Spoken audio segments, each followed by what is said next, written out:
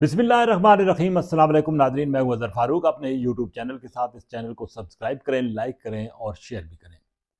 नाज़रीन, 27वीं आईनी तरमीम की मंजूरी के बाद अब जजेस के इस्तीफे आना शुरू हो गए हैं। सुप्रीम कोर्ट के 2 जजेस के बाद लाहौर हाई कोर्ट के एक जज ने भी इस्तीफा दे दिया है और अब ये बताया जा रहा है कि कुछ मजीद जजेस के इस्तीफे भी सामने आना शुरू हो गए हैं। जिन जजेस ने इस्तीफे दिए हैं बिलखसूस सुप्रीम कोर्ट से, उन्होंने अपने इस्तीफों में एक लंबी चौड़ी दास्तान लिखी है और वो दास्तान इस तरह साबित कर रही है कि ये तमाम तर उन्होंने अपना केस सियासी बुनियादों पर तैयार किया है।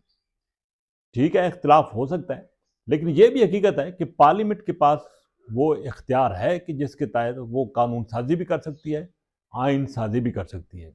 और ये इख्तियार पार्लियामेंट को आइन ने दिया है। पार्लियामेंट ने वही तरीकाकार इख्तियार किया है। सुप्रीम कोर्ट के पास या अब जो वफाकी आइनी अदालत के पास वही इख्तियार है, वो अपना इख्तियार इस्तेमाल करके इस को ख़त्म भी कर सकती है। आइन की तशरीह करना, कानून की तशरीह करना सुप्रीम कोर्ट का काम है या वफाकी आइनी अदालत का अब काम है। लेकिन जो रास्ता जजेस ने इख्तियार किया है उससे ये साबित होता है कि सुप्रीम कोर्ट के अंदर इन जजेस का एक अपना कोई वाजे कोई ऐसा सिलसिला था जिसकी वजह से इनको ये नागवार गुजरा। ये कहा जा रहा है कुछ और जजेस भी हैं, जैसे कि इस लाहौर हाई कोर्ट से एक इस्तीफा आया है, अभी कुछ लाइन लगी हुई है, देखते हैं कि कुछ और इस्तीफे आते हैं। लेकिन ये भी हकीकत है कि आला अदलिया में बाज़ जजेस अब अपनी पोजीशन वाजे कर चुके हैं और उनका झुकाव सियासी तौर पर वाज़े तौर पर खोलकर सामने आ चुका है। बदकिस्मती है, बदकिस्मती ये है कि अदलिया के अंदर अब पार्टीबाजी हो गई है। कोई किस पार्टी का जज है, कोई किस पार्टी का, जो कि माजी में नहीं होता था। और ये एक अफसोसनाक अमर भी है पाकिस्तानी अदलिया के हवाले से।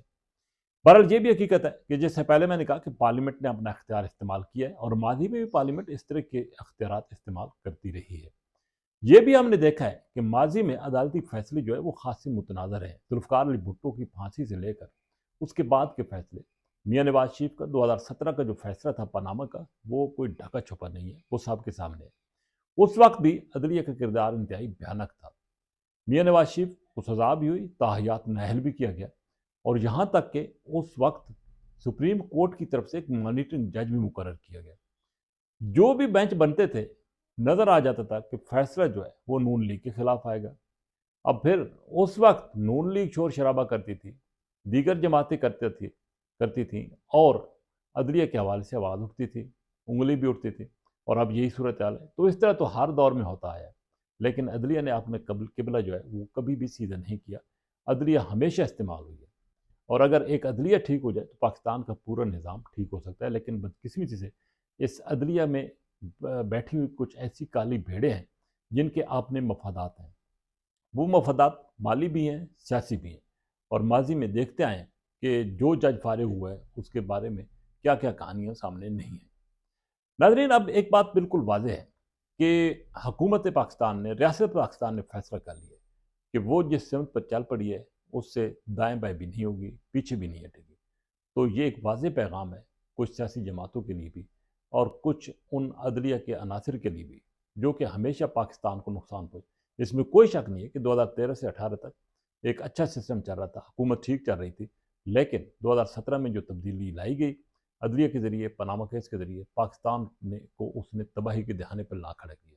बहरहाल अब ये वक्त आ गया है कि माजी के इस तरह के गलत फैसलों का सदेबाप भी किया जाए और उन फैसलों की दादरसी भी होनी चाहिए।